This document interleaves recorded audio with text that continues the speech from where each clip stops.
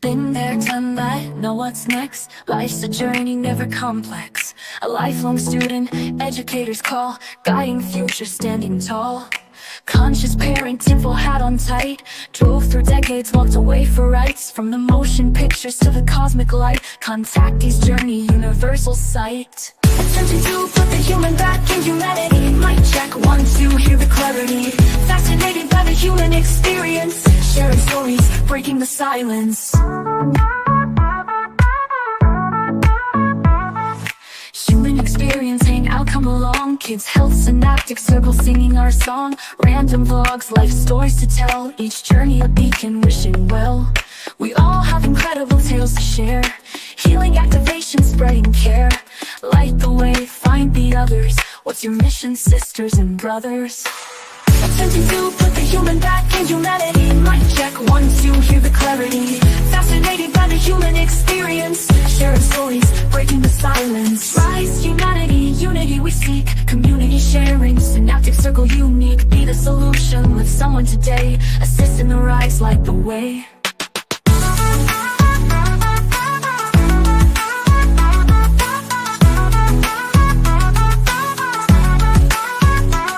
May the song lift whoever comes across, and may you do the same, no matter the cost. Spread the light, ignite the flame. In unity we rise, forever reclaim. Attempting to put the human back in humanity. Mic check, 1, 2, hear the clarity. Fascinated by the human experience. Sharing stories, breaking the silence.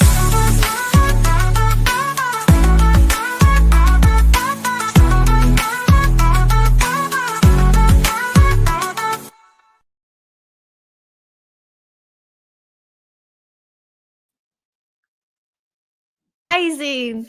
Happy Sunday. Welcome to this is episode 39 of the High Vibe Human Experience Hangout. I'm your host, Heidi Pop, and I love to have a high vibe conversation with folks walking the walk, talking the talk, sharing their human experience, assisting humanity in the rise. So I'm super duper grateful for today's guest, and shout out to our buddy Rosie Elise, who really, I've been watching you, but she's also like, no, you got to talk to him.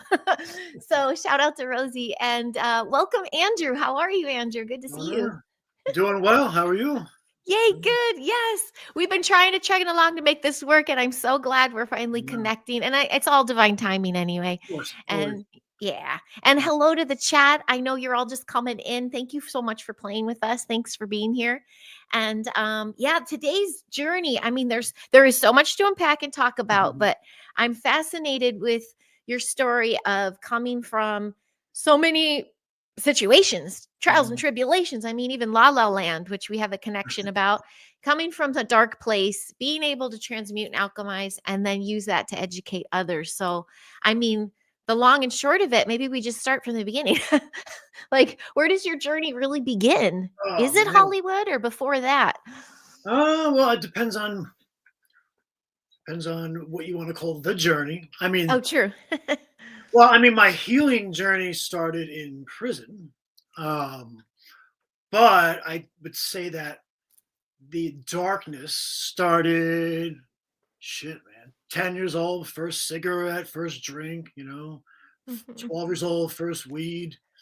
And, I thought I was one of those people who were like, I don't do hard drugs or anything. I'm better than those people.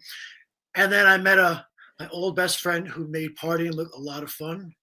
And then by my 22, all bets are off and everything was on the table. And by that point too, I had started getting dental work. So I was introduced to painkillers and opiates. And before I knew it, I had like a $1,000 to $1,500 a week habit. Oh my gosh. Every kind of drug imaginable. Yeah. That's awful. And I would say it, as is often the case with addiction, it peaked when my income peaked.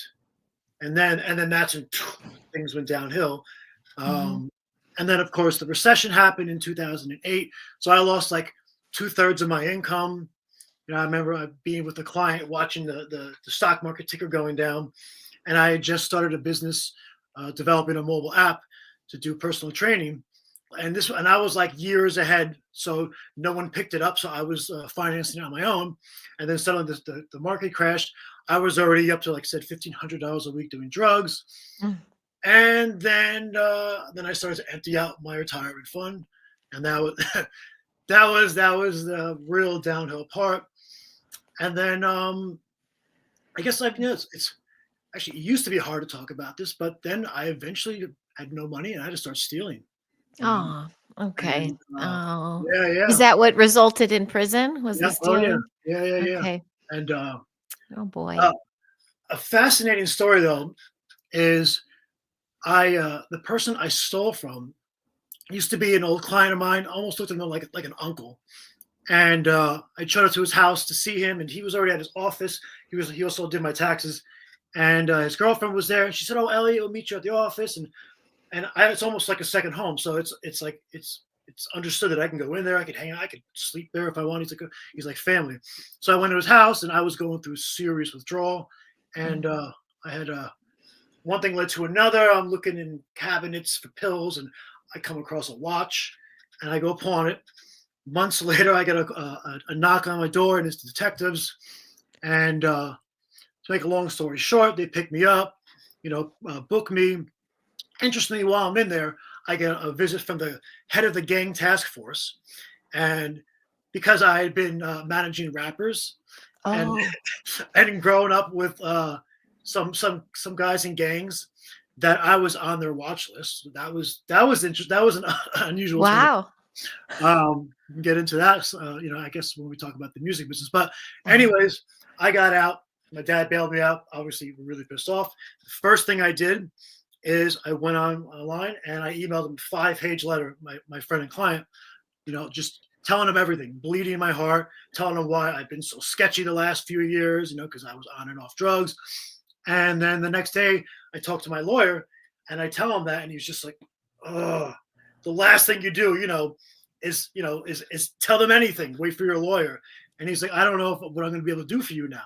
He's like, so Mm. Monday came around, and this was on a Friday, and I actually technically, even though I entered consensually, they considered it a burglary, and that's considered a violent crime, which means I wouldn't have actually qualified for a drug court program. They don't Mm. want interesting. They don't want violent criminals, even though I was there to steal for my addiction, which is for drug court. At any rate, my lawyer calls me up, and he's like dumbfounded. He's like, He's like, "I don't know what to say." I'm like, "What?" He's like, "Remember I told you don't sell them anything. I don't know what I'm going to do." He's like, "Because you sent that letter." He's like, "Your client decided that because I bled my heart that night, he went down to the court in person with the letters, like printed it out and gave it to the judge. And because of that letter, the judge put me into a drug court program. Otherwise, yeah, Wow. awful." Ooh. But telling the truth, it pays, right? So Yeah. my lawyer said, "Oh, don't tell him anything," because I fessed up. It got me into a program. So Oh, that's yeah, so awesome. Okay. So that's where you got clean from everything? Was then? not quite. that's that's where I started. Um, Okay. and it took and then another time they actually I pissed dirty with my PO, and they threw me in prison for a week to kind of scare me straight. That worked for a little while. I passed all my tests. Then as soon as I got off probation, I started to use again. But thankfully, it's like, I noticed with this, on this growth of consciousness, it's like once you hit certain levels, you can never really go back. I mean, sometimes we go back. I'm sure you've heard, like, we identify with all behaviors and patterns and people, but eventually like it doesn't resonate with you anymore. So it was really hard to like become a hardcore addict again. So then it just became recreational, but then with some sprees, a couple of weeks, months. But then I got into activism and journalism. I guess we can talk about that at some Yeah, point. yeah. And Definitely. being chased by the deep state definitely triggered some relapses. Holy smokes. That Yeah, I was have to hear about that. that was And pretty. the disaster relief. You've been helping people with Yeah, disaster yeah, relief yeah, around the world, really. yeah. Well, Wow. around the country, but Look around the feels country. like it some days. Okay. Yeah. But yeah, Holy smokes. So that was, yeah, being around traumatic situations 7 days a week. Like you can imagine the low vibrational fear, traumatic energy of all these people who just got their whole lives destroyed. And I'm in the middle of it 24/7, distributing aid, and helping people, talking to people, and not taking care of myself, not Mhm. filling up my own cup, just pouring it out everywhere. And then, Mhm. and then by the time I empty out, I'm burnt out, and I ended up in the hospital with MRSA, which is like staph infection on Oh, steroids. They actually, jeez. interestingly, they put me into an 8-day quarantine, a real quarantine. Not Oh, the kind of quarantine where we were forced into our homes, even though we were all healthy. yeah, I was yeah. actually sick, and I was almost going to lose my right hand. And Oh, they no. quarantined me, yeah, and actually, I got a suite on top of the hospital with an ocean view because I used to live on Long Island. I had my own room, so it was kind of nice, I guess. But even that kind of stuff didn't scare me straight yet. And then I got Okay. out, and my mom had lung cancer, so I had taken care of both of my parents with lung cancer. My dad died, and then my mom was diagnosed, so I took care of her. So you can imagine that Gee. doesn't really help with your recovery, especially if you're not doing your work, and I wasn't. Uh, Yeah, yeah. We're gonna talk about that work, that inner work, the shadow work. Yeah, oh yeah, yeah. yeah, So you're absolutely. just one One traumatic thing event after after another, another, really. and then oh man, what's next? Oh, the next obviously lockdowns. My mom, interestingly, my mom, I knew on a Monday that she was going to pass on a Friday, and it was right. I got the call Friday morning, Mm. and she got the call 4 in the morning, and at like 9 in the morning, I'm watching TV, and Trump announces the lockdowns. So my Mm. mom died the day lockdowns were announced, and it also turns out that my grandmother, her mother, was born on March 13th. My mom died on March 13th, and my grandmother was born on a Friday the 13th. And my mom died on a Friday the 13th. Oh, wow. So that Oh. was an interesting synchronicity. And that changed my life because I was actually supposed to go to Peru to help run an eco village and live off grid and do permaculture. And obviously, all the flights were canceled. Oh, So no. Yeah. that plan got nixed. I had my business, my personal training and physiology practice that got destroyed because I was living in New York. Lockdowns were the worst there, so Mhm. that was taken from me. My parents were taken from me. My business was taken from me. Oh I my got gosh. I got Lyme disease. I got bit by a bunch of ticks. I heard about that. Yeah, Oh, yeah, yeah. jeez. That's an Oh my interesting topic too for the conspiracy jeez. theorists. Yeah, But yeah, yeah. but and then I broke up with my ex girlfriend. So on top of all of that, Oh my and then gosh. it just doesn't stop. Thank God I can laugh about it now. I didn't renew my lease and decided to stay with my mom to help her take care of her, and she was in a retirement home, so I wasn't 50 years old or older, so I'm not allowed to live. Once we sold the house, No. I was now homeless. Oh, and then my mom had so much debt that she didn't tell us about. I've inherited virtually nothing. And I Oh, just flew off the road as an activist running a nonprofit. And real activists are poor. y They don't make money. So I came back and right. just started my business, just started saving again. And all this happened. So I basically got into my car with my dog, Petey, and took off into the mountains and was Mm. homeless for 3 months. But it was one of the best 3-month experiences I ever had. Oh gosh. So was that sounds like it was a big shamanic journey, like you just unplugged and had It your was. that was the dark night of the soul, or is that Uh, Mhm. I've I've had Many? numerous Many, yeah. months of this all, I would say. Yeah. Uh, my ex-girlfriend's an astropsychologist, and she's done all my birth charts, and I'm a moon Pluto, which is like basically you have constant dark nights of the soul, like initiations, shamanic initiations. So Mhm. apparently it explained a lot.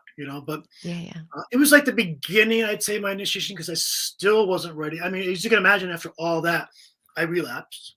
Okay. Um, Okay. and I was taking kratom. I don't know if you've ever heard of Oh, kratom. yeah, yeah. Yeah, Tried it. Yep. yeah.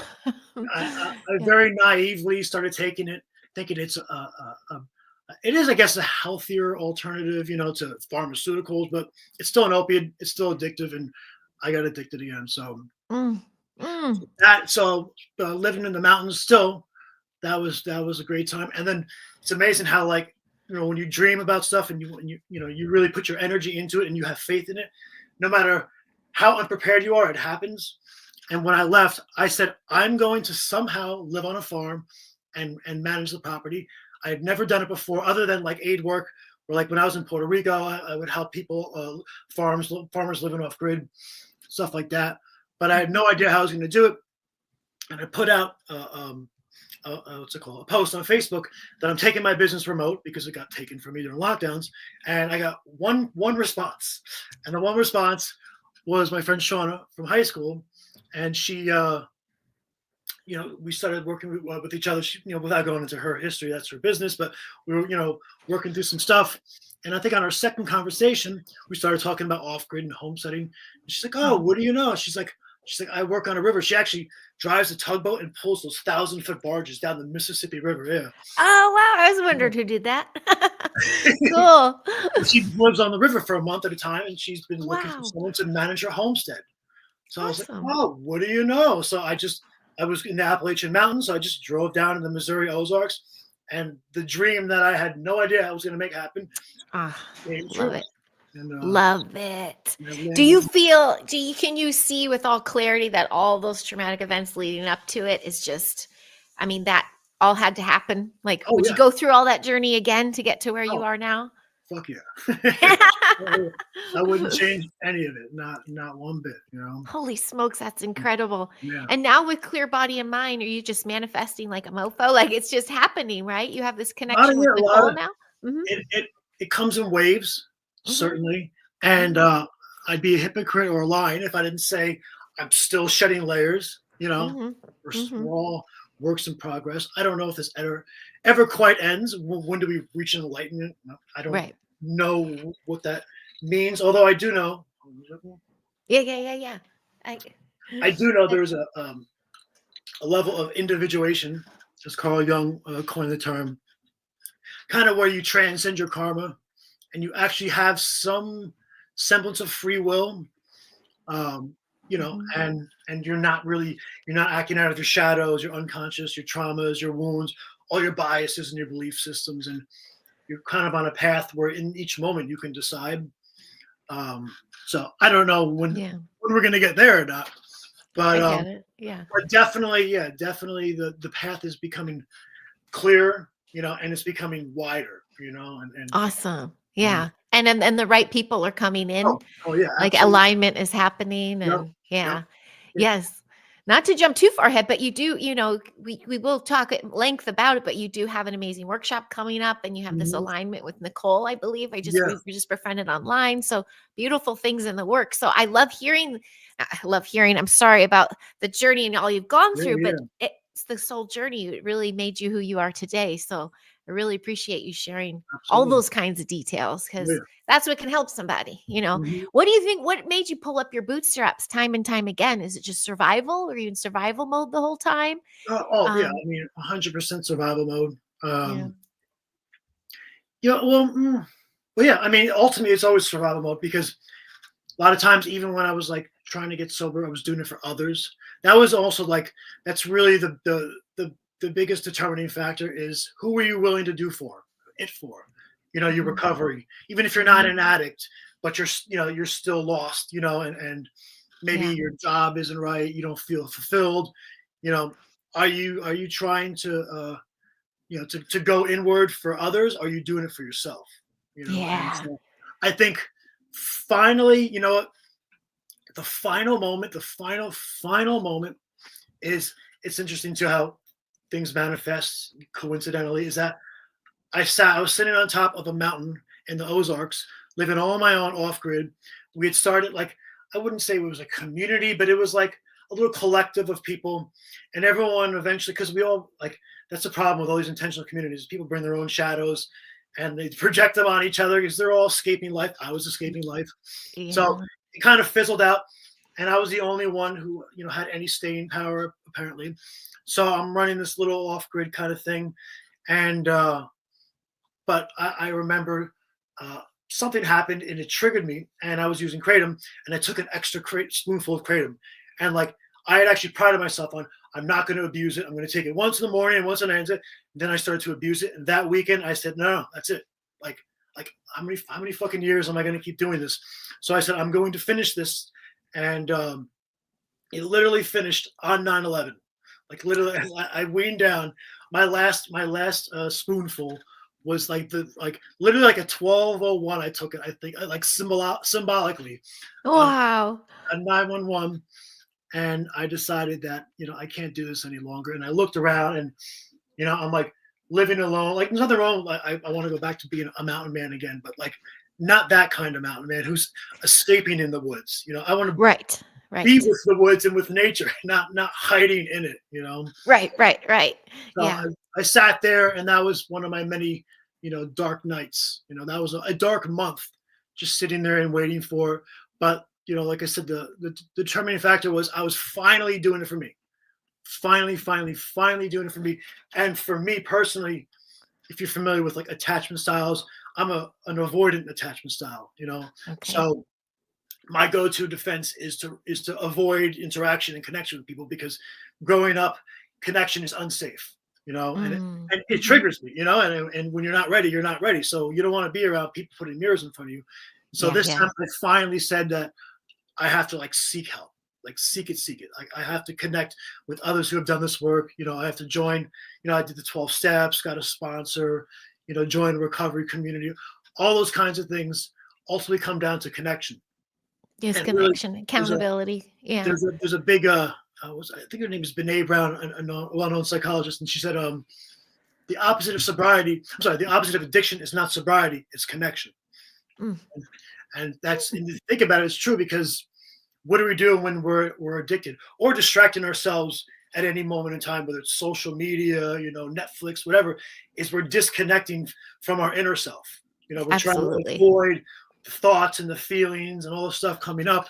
Yep. So we're disconnecting inwardly. And of course, if you understand the shadow and hermetic laws of as above, so below, as within, so without, if we're disconnected inward, then we're certainly not going to be connecting outward.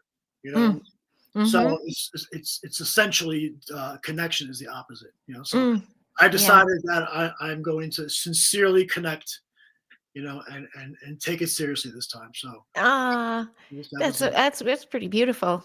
thank you. I mean, the human spirit, what it can overcome and come through. So when Mhm. you came down off the mountain, is that when you kind of fell into a big town? Is that when you moved to Oregon? Is that when did you land in Oregon and start your So journey? everything always comes together in perfect timing. And the woman whose property I was managing, she threw in the towel, and and it was just as well, because I was ready to get sober and to move on. So now I had, like, this was September 11th.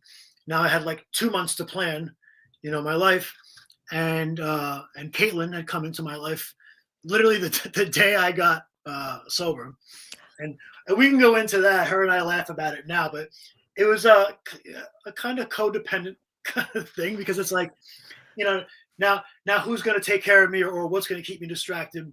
But the thing is, Caitlin and I didn't distract each other. Like we held a fucking The mirror. support. Oh yeah, well, support too, but also like literally we're like, I think we have like a soul contract to do Oh, the shadow work. mirror. Yeah, I get it. Shadow work with each other. Okay. Safely sounds like. What's that? Safely, it Yeah, sounds like. absolutely, yeah. Yeah. I mean, there were moments, when we were very triggered, but we always, were able to handle it. Something we were able to do that a lot of couples aren't able to do is not go to bed without something resolved. Maybe once or twice, but ultimately, anytime something came up, we always made sure we resolved it, because once you sleep it off, then we start to suppress it. And then you look for excuses to ignore what happened. And then the energy gets stuck and it gets weird. It's just, it's not good for accountability, communication, all that. So Yeah. we definitely held each other accountable. Yeah. Is So- there a connection to oh yeah, go ahead. Oh no, yeah. So I was going to say, so I was talking to her every day in Missouri. She lived in Oregon. And eventually I decided that I'm going to come out to Oregon. And well, I mean, you could tell I'm a pretty crazy person. So I decided to just pick up my life. I was starting my life over again, just move in with somebody I've never actually physically met. I mean, we talked 3 hours. We talked 3 hours a day On the phone. and we knew there was a connection. Yeah. Yeah, we kind of How brave. out there, and I was picking my life back up. So like I came out there without a job. I also went into the hospital for a week. I had a foot of my intestines removed. Ooh. So afterwards, a bowel blockage.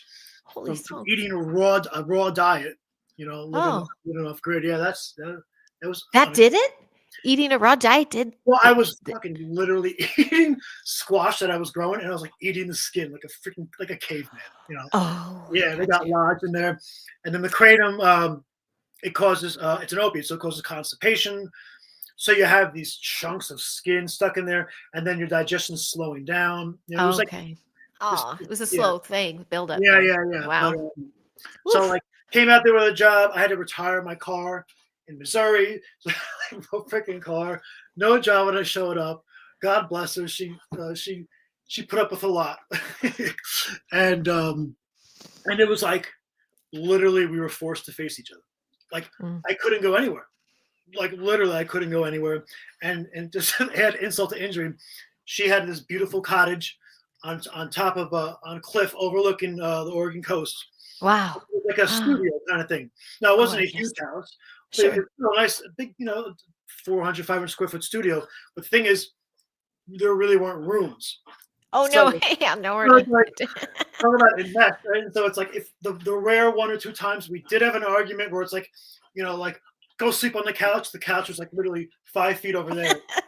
Throw something at him. Looking at each other awkwardly trying to sleep. Yeah. But So you the had to universe, face it, though. yeah, the universe You was like, had no, to do the work. Mr. Avoidant, you're not going anywhere. We had this joke. Like she would say, I would rage and you would run. Like our staff themselves. Well, she could rage, but she wouldn't kick me out because she loved me and didn't want to kick me out, and I couldn't run because I had nowhere to go, and I loved her. I don't want to run. So the universe literally like set the tone. Like the perfect storm of you're not fucking going anywhere. Yeah. You're Figure facing this shit out. literally every last shadow, even if it wasn't fully processed and it's still being processed, all the big shit came to the surface. Wow.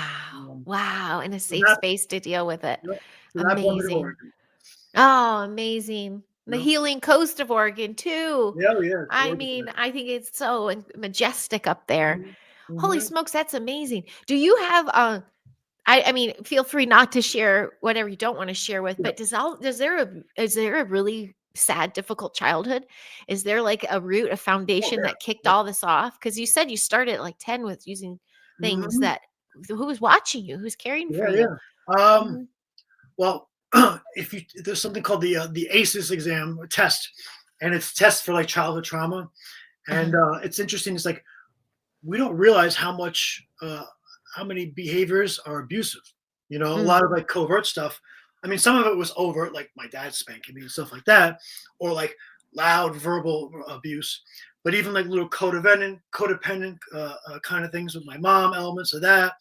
But long story short, like I scored a 5 out of 10, which is like I think it puts me like in the 88th percentile, which means like I had a more traumatizing childhood than 88% of people, which I Mm. would never have thought Yeah. because, uh, well, basically my dad was deeply addicted till 8 years old, and my mom was highly codependent.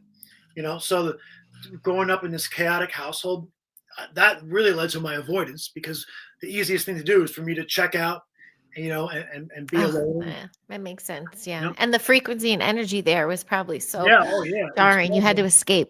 Yep. Yeah. My dad Okay. was Makes sense. addicted to barbiturates, which is kind of like Quaaludes, if you remember those. Yeah. And Oh, so yeah. like it's like alcohol in a pill. It's an interesting Yeah. drug. So Oh, yeah. it's I like what tried homemade ones on a oh, tour, on a music tour. I have to tell you about that. Oh, go ahead. yeah. But it's like imagine taking like I don't know, like a 12 or 18 pack of beer in one pill. So it's like 1 second he's normal, and then he takes a pill, and 30 minutes later he's all over the place, screaming and yelling, Oh my gosh, spanking how my brother and I. confusing. Complete chaos, nodding off at the wheel of the car, almost crashing. My mom having to drag us out of the car, walk down the major highway, and until my Oh dad my, finally capitulates and gets into the passenger side, and then he falls asleep with the cigarette in his mouth, and then the cigarette burns, and mom starts screaming at my dad. He's on fire. Dude, it's just holy crap. it's like, it was chaos. So, Hmm. and then like he got sober when I was 8 years old, and then actually I had a really fucking good childhood after that. But it's like the Nice. first 8 years, or That's the foundation. Yeah. foundation, Right. and then the wonderful, mostly wonderful, and no one's perfect child that I had also kind of like whitewashed the first 8 years, so I didn't really remember a lot. And then I also, didn't really understand what's traumatizing, what's abusive, stuff like that. So as I started to really dig deep, I realized like a lot of my mom's behavior was was covertly abusive. Like she was highly codependent, and basically an element of codependence is something called other esteem. So we have self-esteem, which our parents try to, but often, don't successfully teach us. And that's basically just learning to love ourselves for who we are, Mhm. our Mhm. perfectly imperfect self. But if our parents don't know how to love themselves, obviously they're not going to esteem us properly. So my mom, of course, didn't know how to really love herself. So I became her object of esteem, you Oh, know? okay. So Ooh. yeah, so like she outsourced her happiness through her kids and especially through me.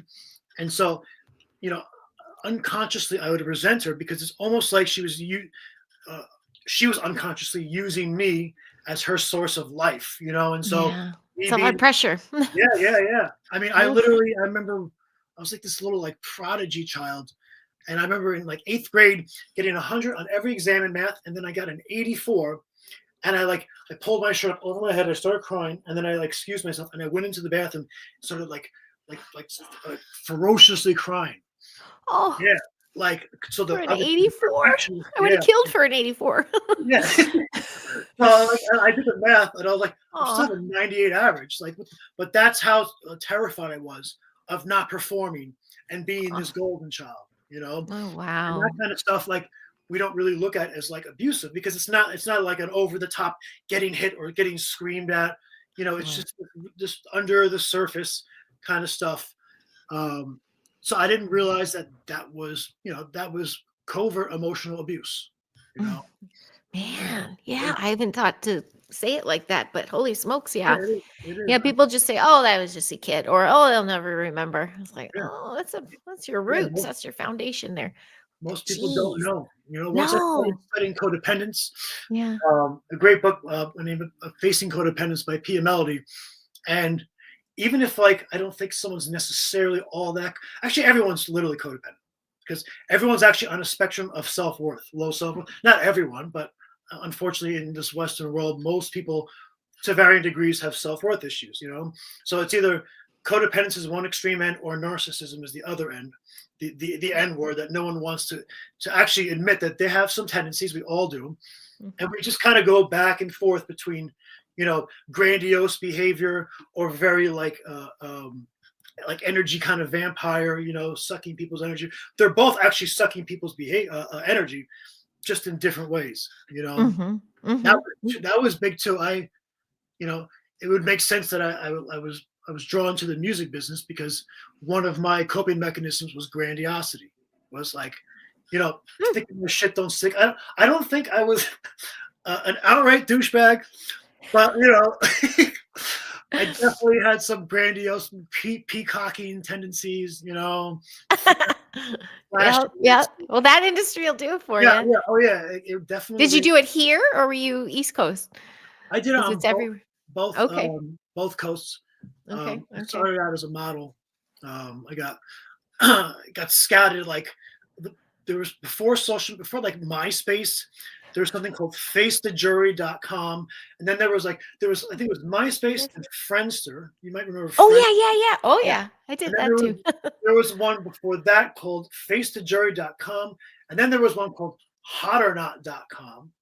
I remember that one. Yeah, yeah. Yeah. And Yeah. then there was one even before that, and I started working out when I was really young. That was another addiction. 10 years old, I started working out. It came yes. Yeah. Yeah. Oh, what? What, 10?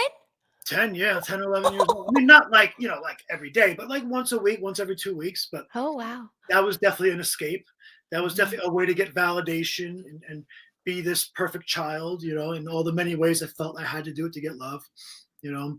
But that led Mhm. to getting scouted online for modeling. Then I got into that. And then all that fucking industry. I mean, yeah, Yeah. that's like that whole industry. Grooming, man. Yeah, when I started backtracking, I realized um, like Epstein's web, Jeffrey Epstein was everywhere. I mean, mostly in women, but like the trafficking element was fucking everywhere. Yeah. And Yep. Yep. I just knew it was creepy, and I felt very objectified and like and sexualized. I mean, like because it's all run by these predators, and looking back now, I see so many fucking red flags. But Oh yeah, yeah. but I Yeah. was I was on drugs, and I was very unconscious and unawake, So Okay.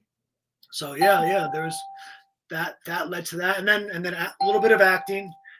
I was in a silly movie called The Stepford Wives. Oh Uh, yeah, I know that one. that was interesting too. That had a lot of, if you ever heard the expression predictive programming, Oh sure. where the elite puts out the things they're going to do, and in Yep. that was Ala was Simpson. transhuman robots, and all of their houses had Mhm. what do you call it? Smart technology.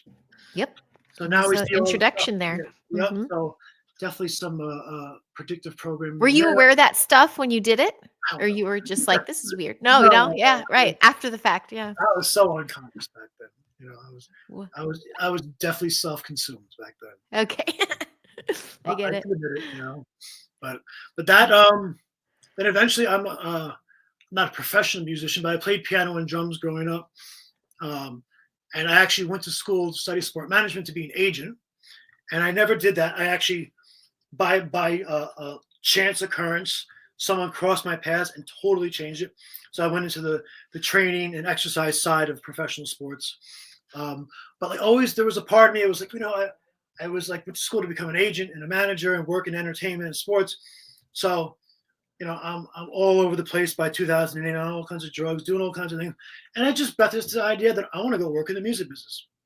Just like randomly? Like, yeah, I didn't actually no fucking sound alignment was I for it. finished my master's degree, Uh-huh. and then like in physiology, and then like a couple months later, I went into the music business.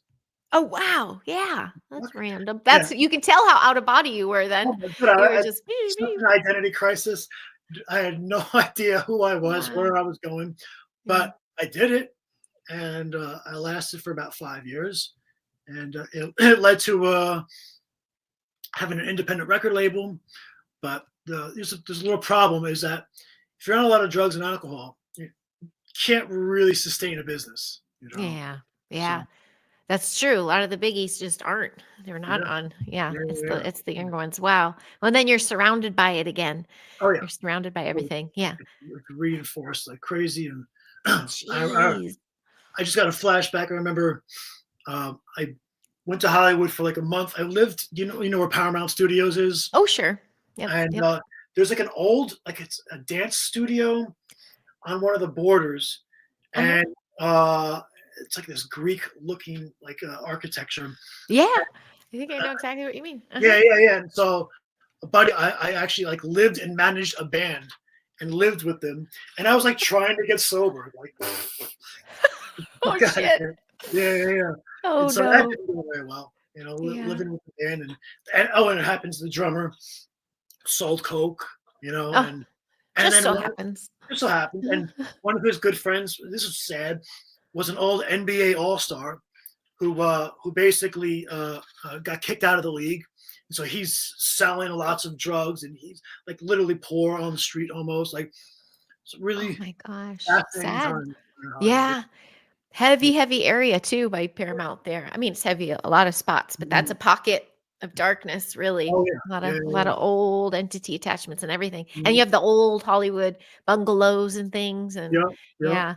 lot of old spirits and souls there. Did you start like PA and move up or did you meet somebody and like jump in at a good position? Because you say eventually owning the record label, you must just, climbed it really quick, or did you start meeting people that just kept bumping you up? You know what? Actually, the chance occurrence was I was working out in the gym, and I do all these crazy exercises, these balancing exercises. I can like, the exercise ball. I can like jump onto the ball and balance on it, and then like Wow. put like weight on my back and do squats. And if I'm gonna be honest, I would like put on these shows because people would see me and then they come up and they'd hire me. So it's kind Oh, yeah, you get to audition of everywhere you are. and this guy came up to me and he was fascinated and he wanted to hire me. And it turned out that after we started talking, he never hired me because he was a producer for Keith Olbermann for MSNBC. and a reporter for Mhm. NBC, and he wanted to be actually an entertainment lawyer, and he was in law school, and he was a musician himself. So then I started talking, and I was like, "Yo, you want to start a record label?" Like literally, I don't know. We're like, "Okay." So we fucking started a Whoa. record label. Like had no idea what we were doing at all, and I already, having I grew up with some, like not like blood and Crip gang members. I'm not going to pretend like I was on the streets, hustling, but I had some friends who were like loosely affiliated in gangs growing up in high school. So that in my 20s, like I knew their whole crew, and there's always rappers in these crews. So one thing led to another. I'm scouting through them, and then through online, of course.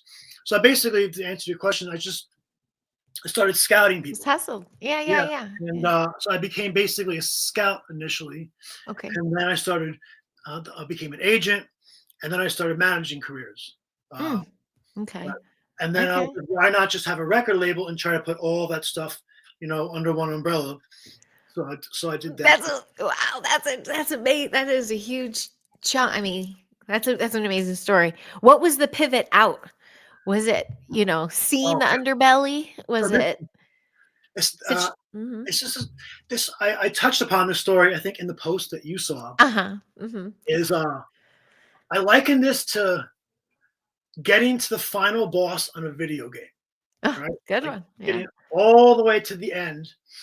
And in like 2014, I had already gotten out of jail and prison, was doing my drug court thing, and I had one client left, and I pretty much cut all ties with the industry. But I was just going to help this one more client, and so I'm like trying to put together all my resources, and I was like, oh shit, that's fucking right.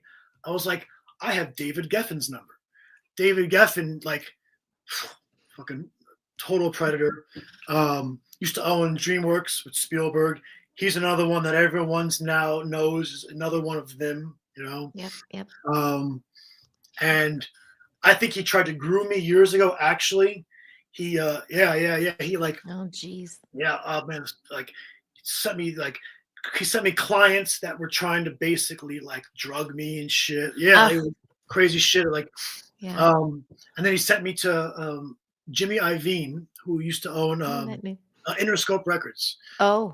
Yeah, they used to have Ooh. Dre, Aftermath record label, and Yep. Eminem, and all of them. It sent me there, and one thing led to another. I'll tell that story in a second. I hurt myself, and the meeting didn't happen, and it was God's will. Because I think if I had showed up, I would have gotten. I know I would have gotten. Because when David Geffen sends you somewhere, you give the person You that job. follow. Yes. He's like, Holy smokes. so, Mm. but that job didn't pan out. I still had his number. So, like on a whim, I called him, and his secretary picked up, or assistant or whatever, and patched me into him. And I'm like sitting on the phone with like arguably the most powerful guy in Hollywood. I'm like, holy shit, that was fucking easy, you know. So we ended up setting like a lunch meeting, a business meeting, and that was an interesting experience. Like, Frank and Russo's? Where'd you go? One of those well, I spots? was here. He had this like $40 million penthouse apartment in Central Park. So we went to this, I think this like Italian cafe, and Mhm. naturally, of course, he had the best table. And so I go all the way into the back. It's like I'm meeting the mafia, which is essentially what it is. Yeah, yeah, It's yeah, yeah. literally the same psychology. It's Yep. literally a gang, the Illuminati, all the blood in, blood out kind of shit. Yep, yep. And so I go back there, and I was already kind of awake by this point. Okay. And I already knew what I was up against. And I knew they called him the head of the gay mafia. Yes, yes, who Yeah, really run Hollywood. yeah, yeah, Hell yeah. yeah. Yeah. So I was Wow. like, he's telling myself, he's gonna fucking, try, to get in my pants. Matter of fact, I know that's the only reason I'm here. Wow. But I'm delusional. And I think that like I could get some money You out of can him, oh, without capitulating. yeah. And I just remember him going to me, he said, "You're at this point." I was 33. He's like 34. He's like, "You're 34." He's like, "You have an Ivy League education." He's like, "You're attractive. You're well spoken. Why aren't you like a multi-millionaire by now?" Well, I didn't tell him all the drugs because, of course, I wanted his money. I'm not going to tell him that. But the other part of the truth, in fairness, was I told him, I was like, because I have integrity. And he fucking starts laughing. And he's Ooh, like, you're in wow. the fucking wrong business. And I know. yeah, Wow. at least he was honest about it. But then he looked me in the eyes, like the only way I can explain it was like if you ever saw Terminator, Oh and yeah. like when they would show you what the Terminator sees, and he's like Yeah. analyzing things, and data's coming up and numbers and just scanning like that. Yep. It's like the man was like he looked straight into my soul, and then he was like scanning up and down, I and I wouldn't be surprised. yeah, like Ooh, I'm getting chilled right now, like yeah. looking for my vulnerabilities and weaknesses so that he could capitalize on it, you know. Yep. And he basically said that like all the leading men, all the executives, straight, gay, whatever, they basically like take one for their team. Like literally meaning like if you're straight and you can't get it up, you're gonna have to be on the receiving end. You know, Holy smokes. yeah. So it's Yeah. like, so that's like that's where the grooming process starts. Hmm. Just putting out those feelers. And some guys, especially like if your whole life is invested into the business, there's a good chance you're going to do it, even if you're straight.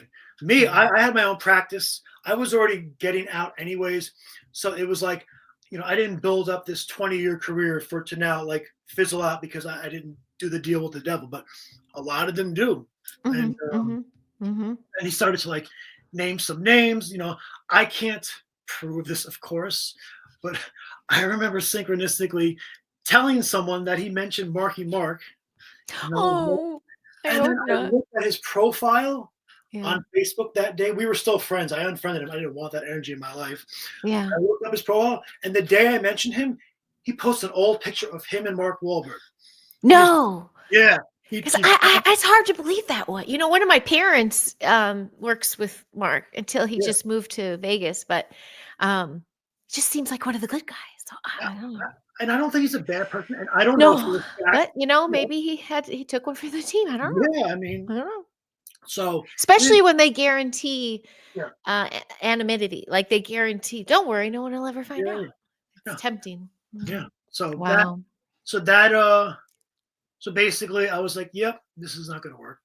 I'm not gonna get money out of him. Like I thought about calling him again and like trying to like tiptoe around it, and I was like, dude, come on. This guy is Wow. literally the head of the gay mafia. Yeah, yeah. He's But he not- took that meeting with you. Mhm. That's pretty big. You learned a lot from that. How was it, just like getting a drink, or did you spend like over an hour like He's hanging like out an and having hour. dinner? Wow. Yeah, He like having carved out lunch. Yeah, time for you. yeah. Like Yeah. I literally spent an hour with like, well, first of all, I was like $8 billion, but like the amount of power he had over Hollywood is like equivalent to much more than his 8 billion, which is already a lot. But like Yeah. it's like if you go back into gang psychology, they have like shot callers, and a shot caller is like this the head of the gang, and then the shot caller runs certain blocks, and they Uh-huh. make sure that no rival gangs sell drugs on their block. They make sure all his drug dealers are in line and they're not up to no good, et cetera, et cetera. And so I liken Geffen to like the shot caller of Hollywood. Mhm. I And get so that. I on can see behalf that. of who? Well, there's pictures of him coming off of his 500-foot yacht on Rothschild. It's not Rothschild Island, but it's an island off of Italy that the Rothschilds own. Mhm. And him Mhm. and Tony Big Blair, one for them. the head of what's it called, the UK. UK, yeah, but Yeah, yeah. what do you call them? They're not the He, president, Prime the Minister. parliament. Yeah, Yeah. Prime I Minister. know. Yeah, so like pictures of him and like hobnobbing with the Jeez. Rothschilds, Oh gosh. So Holy yeah, smokes. so I'm like sitting face to face with like a Rothschild shot caller who's like one of the people running Hollywood for the super Illuminati elite. Yeah. So Yeah. I turned around and I was like, well, that's disappointing. But I was like, hey, I got to the final boss. I was just You gonna know, say, what a check. And you yeah. walked away unscathed. And I walked away. It's And like with your integrity. basically, yeah, it was like it's like I'm Woo! sitting there like a video game, and I'm like, well, if I try to keep playing, I'm gonna lose, or I could just stop playing. So just fucking turn the game off. And I walked away, and like couple months later, I broke my last contract, and that was it. And then That's then I took all that manic, crazy energy into activism. awesome. And then Yeah, yeah, yeah. that's a whole nother level of evil that I witnessed. Is it really? I want to ask you about that. But first of all, just big old kudos, because that's sometimes what the story even you just told, even just Hollywood, is some people's entire life. And you did that. It's like chapter closed, been there, done that. There you go. And Yeah. then you moved on to activism. So you're saying a lot of puppet masters and activism. I was kind of feeling that, like controlled. Oh yeah, I mean, controlled some of the, opposition. yeah, A and lot money of people, laundering and a lot of people don't trafficking, really all understand. involved. Yeah, people don't really understand what controlled opposition is. Mm, You hear that term thrown around a lot. hmm And actually, I will say from like an energetic, literally consciousness level, like unless you're fucking fully enlightened and sovereign, you're kind of controlled in a sense that like you're a gatekeeper. So if you're an influential person and your level of consciousness, has you understanding a certain reality, then all the people who follow you, and especially like worshipers type, idolizing people, they're going to stay at your level of consciousness. Now, that doesn't mean that like you literally have backroom deals with the deep state, and you're blackmailed and you're like literally like controlled opposition, but you are kind of a gatekeeper, hmm but then there's levels of the control opposition, and I've like touched upon it and thought maybe I'll write about it one day, but I was actually a controlled opposition, and mm I would never have thought about it, because at that time I was an anarchist. mm. I still espouse anarchist philosophy, but I don't actually like identify with an anarchist because, interestingly, actually, from a hermetic perspective, you need the state to exist to be an anarchist. So Mm. if you don't want the state to exist, then don't be an anarchist. Just take the third path, and don't enable it at all, or do your best not to. Obviously, we live in the real world, But so being an anarchist, running a nonprofit of anarchists, I thought I was fully rogue. Which, if, in hindsight, you think about it, I'm running a nonprofit, which is still registered through the state.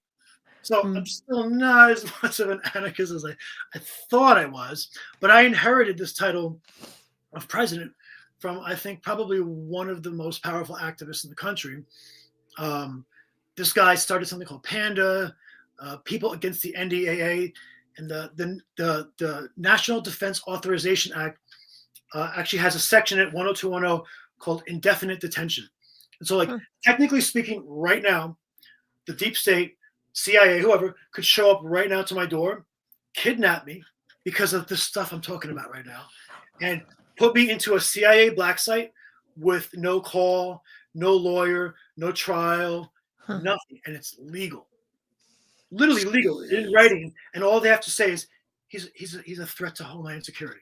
That's That's all they have to say, and then bloop. all they have to say. And actually Wow. there's documents in the Department of Defense where just showing up to a protest means you're a security threat to the United States. Ooh. Just being So a protester. everybody, yeah, Literally the yeah. lowest level person who decides to show up to a protest one day could now technically be kidnapped legally. Wow. Yeah. Okay. So this guy Ooh. started fighting it, Mhm. and he got like 12 different states and like constitutional sheriffs to actually to undermine it. So basically, what happens is if the deep state wants to pick somebody up or enforce something or surveil somebody, what they'll do initially is they'll reach out to local enforcement, police enforcement, and they'll have them do their job. So he was getting all the police officers and sheriffs to not uphold this executive order. Actually, I'm sorry, it's legislation. And so like he was making putting a real big target on his back, and he had like 100,000 followers, on his page. And this is back when like you had a business page where if you had 100,000 subscribers, you could actually get thousands of likes, without having to advertise. So he Gotcha. was Mhm. a very influential person. And I started working for his nonprofit, and he left to fight the IRS, and he appointed me president out of nowhere too. I was like, okay, I'll fucking be president. Holy And smokes. yeah, so I have these like meteoric rises. I was just gonna say everything kind of like handed to you, I mean, but it's in test of will. Yeah. fairness, I did kind of manifest it because I saw him on a show called I don't know if you ever heard of RT, Russia Today. It's Mhm, like it's mhm. like this controlled opposition. It's funny how they let the Russian Empire have a TV station, which means that they're not really obviously. I'm sure you know, Russia's not against us. They're all I part of know. the same New world order. But on it was, if you remember, Abby Martin. I don't know if you're familiar with her. Mm-mm. Mm-mm. She used to have a show called Breaking the Set, and she brought like conspiracy theories into the mainstream. Huh, And so, how do I not know uh, her? yeah, I'm gonna and write her so up. she was on the show. Um, she was interviewing him, and he was talking about his nonprofit called Solutions Institute, and it was like a what do you call it? Like a nonprofit activist consulting organization. And I was like, that's what I want to do. I want to be solutions oriented. I'm sick and tired of just like Nice. going to protests and just like stamping my feet, having a temper tantrum. Right. Same thing. I've done. Yep. Yeah. Yep. So I started like I friended him and I started tagging him just low key. And I back then before shadow banning, I could get 500, 1,000 likes. So I just kind of like drew him in. So I did kind of manifest it, but much quicker than I expected. So Mhm, now mhm. now I inherit the presidency of this nonprofit. And long story short, I found out that he's taking money from the Koch brothers. The billionaire Koch brothers, and he was paying me this minuscule stipend of like $1,000. But basically, the uh, the unspoken kind of agreement was, I have this kind of agenda that I want to push, and as long as you push it for me, then I will continue to pay you, and the board won't vote you off.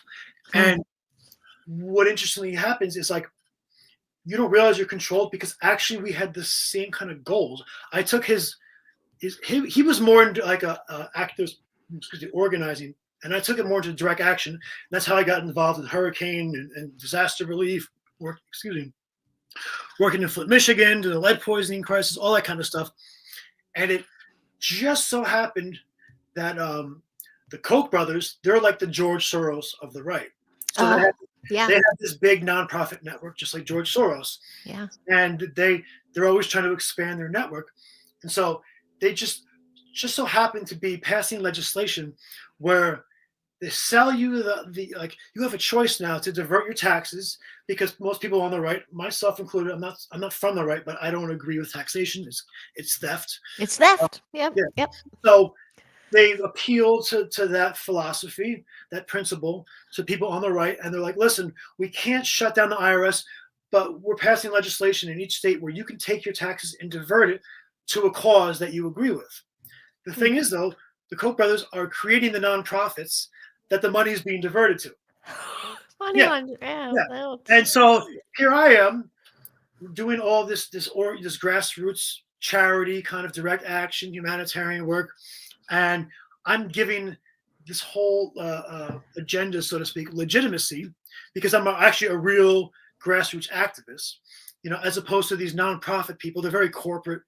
So they needed a boots on ground person like me. So hey, I get to do what I love, help people directly, and they use me as like their poster child for this program. And so here I am. I'm basically controlled, running their agenda. And then when I started to realize it, then the ego doesn't want to admit it. And then when the ego finally starts to admit it, then the ego starts to rationalize and justify. And having struggled with addiction, that's like the mental gymnastics addicts can do, or like gold medal winning, So I learned how to kind of like look the other way and legitimize, oh, well, I know he's getting money from the Koch brothers, but it allows me to do all this great work. But in reality, they're still carrying out their agenda. And that's what a lot of people It's don't energetic cord. Yeah. Yeah, You're still exactly. attached. Yeah. That's the most well-meaning people in activism and in politics, and I hate to say it, like RFK. I don't think actually RFK is like super in bed with the deep state, although certainly he's a Kennedy, right? So he knows what the fuck he's doing. But I think he thinks that he can get a lot done, while also having these ties and like, but like he's still carrying out agendas that people don't realize. And there's like an agenda right now for regenerative farming. Uh-huh. So, to make America healthy again, we need to promote regenerative farming. At face value, that seems great, right? Uh-huh. That's something you'd want to get behind. But with the powers that be, they want, or should not be, not for long anyways, what they want is to get all the nanobots and smart technology and everything. So they're getting him to like promote this like smart dust in the soil to track the soil's, development and growth, and so we can get stats on how all the farmers are going. And it's like, do you not see what they're doing? They're just surrounding us with all this surveillance technology. And I don't know if you remember, you saw like that fog story in the winter. Oh, sure. Yeah, end, we had it here too. Yeah. Yeah. It's like, we already see it happening with the chemtrails. So anyway, so now you got RFK pushing this, and it's like, but he's literally being used to push these agendas. Yeah. So whether he's doing backroom deals or he's just looking the other way, he's still trying to get solutions from a certain, like there's, what's the Einstein quote? It's like you can't solve a problem from the same level of consciousness that created it. Right. So if government and all those players created the problem, you're not going to solve it with government. Right. You're going to solve. You don't need government for more government. Yeah. Exactly, a higher level of consciousness. Yeah. And so, well-meaning, presumably, people like RFK are trying to solve our problems from the level of government. And in order to get to government, they have to capitulate and compromise themselves a little bit, and work with certain people. And so that's just like, they have their high goals and intentions, and it just keeps slowly being brought down to a certain level where, okay, they can get change, but it's at that level. So I'm right there with you. I'm right there with you with all of it. Small wins, but they're not long lasting.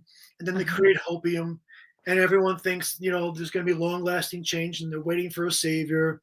They're not doing the work. I guess that's where we can get to the work, because that's where I'm watching this clown show go off, and I'm like, but we're still sovereign civilian free will. You have to choose it. You have to make the choices to choose your own adventure, not wait for these peeps. But and by the way, hi chat, I've been seeing you there. Thank you so much. Hi Joe Fox. Hi Tanya, and welcome back. And thank you, Roger Blair. So I don't want to segue down. I would like to keep chatting if you have a moment, because I want to get into then how you took all that into what you're doing now. But the sovereignty, the choices, the inner work, to be able to stand up against it and be like, make these divine sovereign choices. I mean, part of falling into this, almost literally fallen, because you hit rock bottom, especially as someone who struggled with addiction. So part of it was just fucking hitting rock bottom, and realizing that like everything I've tried isn't working. So there was certainly that. I had been studying trauma, codependence, I had been working, on and off with people doing shadow work, but only really as deep as I was able to go, because I wasn't really going that deep yet, in all fairness. But then once I got sober, then I could really, really, I started really doing the work. And then, you get like a best of both worlds. Well, this activist who wants to, back then I wanted to save the world. I had a freaking savior complex. I would be the first to admit it, and I realized that's not good for the world, let alone for me, right?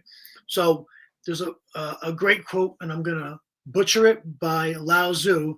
And he basically, I'm not even going to try to say it. Like, if you want to save the world, save yourself, So basically I realized that, like, it's not an overnight thing. It's not even tangible at times, to see how your ripple effect is affecting the world and improving, the level of consciousness. But by doing your own inner work, you yourself are actually decording from all these ties, all these soul contracts and karmic contracts that we have with the powers that be, and by taking our sovereignty back, we take our power back, and so they're less and less and less able to control us. And then now with this new sovereignty, you can start to create a new world, that makes theirs obsolete. There's a great quote by Buckminster Fuller, and I think I got this one memorized. He's like, you never change reality by fighting the existing reality. To change it, create a new reality that makes the existing reality obsolete. Yes. So I'm all about that. Co-creating with other people doing this inner work is the best. I wouldn't say the only way, because obviously there's still external solutions. There's still things we need to be doing on the outside, but like, it all starts here. Absolutely. We're the ones we've been waiting for, and we're the shift. We can actively shift with every choice we make. So I realized that that's that's what I got to do, And so, but then like this time, I didn't try to like become an activist of sorts yet. I spent like a solid 2 years, just inward, inward, inward, inward, Mm. you know, and studying, and going to school and learning different methods of therapy, like internal family systems therapy and various forms of shadow work and somatic practices. And once I felt confident enough, then I reemerged, you know, Mm. with Mm. with enough, and then I met Nicole over the summer, and the two of us have been putting our heads together to create not just a shadow work course, but also like a community on, Awesome. Yeah. Mighty Networks. I don't know if you've ever heard of it, and Muddy, you said? it's called Mighty Networks. Mighty Yeah, Networks. yeah, Nice. I'm gonna check that out too. yeah, yeah, Oh yeah, my gosh, that's awesome. So you're taking everything you've done instead of going, I have this enlightenment, I'll just go in the world and exist wonderfully. yeah, You're yeah, like, I gotta teach others how to do this yeah, yeah, now. yeah. That's so cool. And Oh, I'm taking my old way. It was like I gotta wake everybody up. Oh my god! I It's like, know. I used to do that too. And all well, we the all did it. Yeah, yeah. And I mean, yeah. we have good intentions, but Yeah. there's also shadow intentions too. Yeah. You know, um, Yep. Yep. Yep. but yeah, Yeah. like I decided, like like the only way the world's going to save itself is lead by example. Lead by example. Really, Yeah. that's all you can The do. Yeah, wayshower. That put out wayshower stuff, vibe. plant Hmm. seeds, obviously, but be the example. Yes. So, Yes.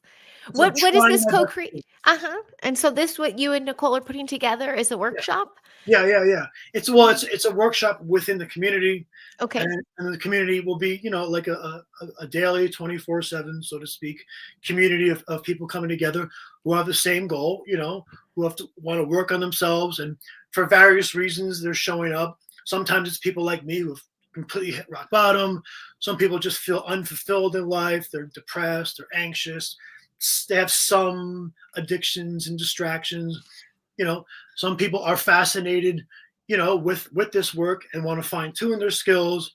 All different walks of life coming together. And the two of us, she comes from a more feminine perspective, and obviously myself masculine. So it's like Perfect. I have more Mhm. of like the doing, and she's more of the being. Mine's more of like kind of like the mental and psychoanalytical. Her is more of the somatic and body. But both of us, of course, incorporate elements of it. And Mhm. so coming together to combine, together with our healing and experience 15 years of it, to That's offer it up to the amazing. world, Yeah, and yeah. to bring people together also for a connection. Oh, is that online or in person? Is it both? It's a community online. Okay. Yeah, we're gonna announce the launch of it soon. Okay. So we'll let everyone know. Oh, We're still kind of beautiful. waiting for a date, but soon, soon. Uh-huh. Uh-huh. And And then then, maybe meetups in person would happen through that oh yeah, community. that's 'Cause that's a absolutely. real Yeah, that's a yeah, yeah. beautiful exchange. Yeah. That's another thing too. Like I created a little. I didn't publish it yet, but I'm about to soon, a little community on Facebook, just for that purpose. Just like Awesome. people who are interested in connecting offline. To Yeah. do all the stuff we're talking about. In addition to like doing inward work, also like like community building, retreat centers. People living off grid, but not doing what I did is running. And escaping, but people coming together to co-create, and Mhm. to actually try to build a life. I wouldn't say completely outside of the system, but alongside of it. Mhm. Mhm. So, I want to give you a little cheers because when you say you run and escape into the mountain, as like a mom and like an educator, I see you like a wounded animal, like running away to oh like yeah, lick your wounds. It oh was yeah. almost like not like hey, ignore him. It's more like I need to be alone. It's sad. Mhm. It's sad and sweet, but it's a Yeah, beautiful story you have because you've overcome, and I do appreciate that yeah. and sharing that. My folks in the chat, if you have any questions for Mr. Andrew, please let him know. And I want to share. Um, I know your launch is coming, but this is your website currently, Yes, correct? Did I spell it right? Yes, I did. you did. Because the whole in it's capitalized really, Yep, but yep. it is a beautiful website, by the way. You I did a think. wonderful job. Thank And you. yeah, not to completely get off because I want to see if anybody has any questions for you, but that community build is so important. And I Mhm. think I call it the way shower, going through traumatic events or your life's journey and Yeah, turning it into educating others. And I think you're just a shining example of this. Oh, yes. Hi, Persephone Sparks. I love that. Yes, please. Community connection with integrity for those of us doing the work. Yes. And I've been told I'm a mirror. People run from the mirroring that I do. But it took that one amazing mirror that I had to see that, do that reflection and do Yeah, that yeah, work. yeah. And sometimes you got to get a bunch of mirrors in a room. Oh yeah, yeah, And yeah. the work is never over, is it? No. There's always an activation to be had, or Mhm. something that comes up that needs healing. And the support group is everything. Yep, I think that's definitely. that's a really big to do, and to do it wherever you are in the world is where you're supposed to Mhm. do it. Absolutely. But that's the power too of tech and online. There is some enemy to it, but this is bringing Mhm. people together across the world, and Yep. us being able to connect and do all this. I think it's like a beautiful story. Yep. Really. It's Yeah, a yeah, yeah. hero's journey. Yeah. Thank you. I That's appreciate it. incredible. And Nicole and you met just randomly, or did you meet online? Did you meet like I how? got Because I don't believe in, I mean, there's coincidence and coincidence. that, Yeah. there's divine timing Yeah, for yeah. sure. There's like, oh, I saw a gray car and I say gray car. That's a coincidence. But it's like, well, the deeper ones. But yeah, I got deplatformed 7, 8 months ago, and so Huh. I had to restart my entire social media life over. And so it was just actually my initial crossing paths wasn't really. It was just adding people. Oh, she looks interesting. Okay, cool, yeah. And then like I think she like showed up on my news feed once, or maybe on my post. And then I clicked on her profile. I was like, oh yeah, I remember her. I added her a little while ago, and her cover photo said shadow work. I was like, we got to talk. And, That's and, awesome. and that's how we became friends and started working together. Oh, that's so cool. Well, Mhm. I work with children, and Yeah. community is a huge aspect, but I feel like almost before the parents are ready to do the shadow work, it's the children leading them into it. And Hmm. it's pretty fascinating to watch, because Yeah. sometimes their children are their mirrors, and the Oh yeah. children are the ones that, are the product of their healing. And Hmm. when you have a child in front of you as a goal of like, I need to be my best self for them, you can Exactly. see some really fast activation. So Hmm. I am definitely about that community. Oh, here's Nicole. Hi, Nicole. Really Hmm. excited to bring this work to the community with you. Woohoo! How are we going to get to see it? So when you launch it, is it like a website? Are you just going to be on all the socials, like in groups, or is it Well, a sign up program? my Mhm. network is it like a website where I don't even know how many thousands of communities are all in one place, and so it's like like it's liken it to like a Facebook group or a Telegram group, but like on steroids with like all the bells and whistles, all different ways to connect. Like from resources and podcasts and Q&As, teaching people, like we might do meditation sessions and people show up at a certain time, with the community and just in general Mhm. community, where at Mhm. any point people can just share with each other their stories, give each other support. I've been in other containers, like men's groups, where like even when the host isn't in the group, all the men are still sharing their experiences with each other, sending each other links. Oh yeah, I had this experience, this might help. So just empowering each other and supporting each other. um, Mhm. and that's what I think is the foundation of the community, Oh yeah. is all the connections. Right. It's Right. definitely not about Nicole and I. We're trying to be examples, but in these communities, people also step up and become leaders and become examples. Uh-huh. And so Uh-huh. and then they come into like their kind of healers and coaching, kind of roles, and leading by example type of roles. Mhm. So Mhm. And you have this level of understanding of what someone else has gone through because you've done mhm, it yourself. exactly. Um, and taking it offline is so important, and it feels so good, because like the fires that were here, I Yeah. was getting reached out from my community, my live chat pals from Hmm. across the world, more so than my family. Yeah. Yeah. Yeah. And it's like they're on it, and it's you're bonded for life there. Hmm. Oh, that's sweet. Oh, Tanya, I see your comment there. US should build more YMCA places. It worked for me. I'm so love that works for you. And I think that's the goal, is to get a community reach. I would love to have a community center like that that's not attached to any money. Follow the money, kind of, because I feel Hmm. like some places do have an umbrella of control sometimes. But I think that's what he's speaking of, a community gather Yeah. online and then take it offline. Hmm. Yeah. Yeah. So super cool. Well, Yeah. I'm super glad with this connection. How's the Yeah. rebuild going for you online? Is it taking off pretty quick? Are you like, Well, it was a blessing in disguise because started Facebook like most people, probably 08, 09. Yeah. And that's when I was deep in Hollywood, you know. Okay. So I was just marketing and like trying to like, you know, find people and opportunities. So I had this kind of like, you know, lower vibration kind of energy that founded, you know, my profile. And so when it got Mhm. taken away from me, it's like now I have to start all new. But it was like perfect.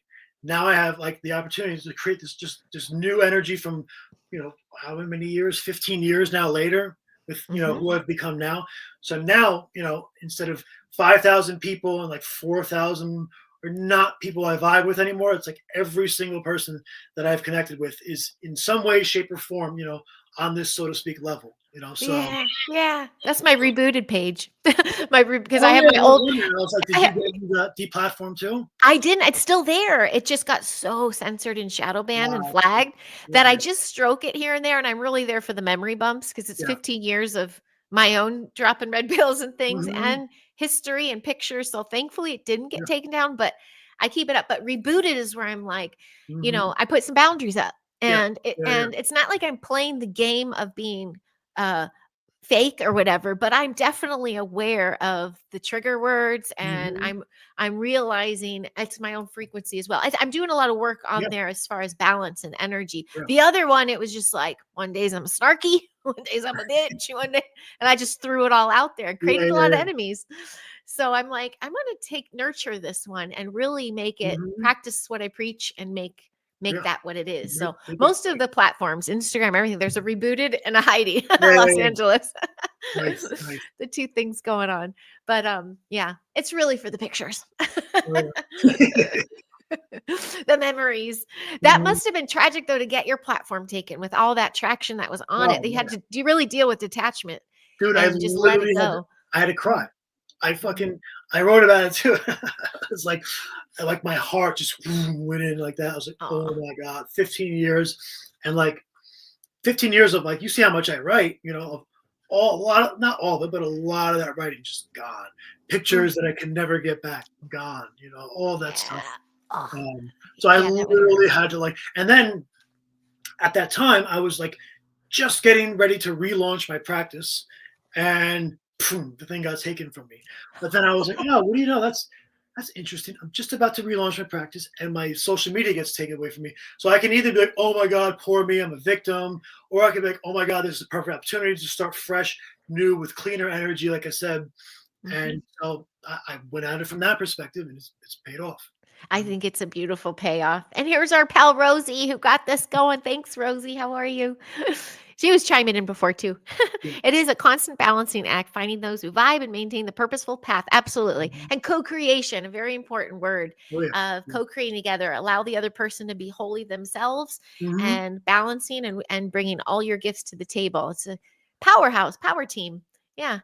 Well, Andrew, I think that's beautiful. I can't wait for your launch. So blast it when you have it, Definitely will. and we'll share that out for sure. Mhm. And I'm excited to join your community if I Yeah. may. Like Please. I Please. just more like mine's the better, right? Mhm. We're the Definitely. ones we're waiting for. Yep. 100%. 100%. Yep. That's so cool. Well, I want to thank the community chat for being here. Oh, there's Rosie again. Let me give your banner again, just in case you folks know. And he's got a page also on Facebook.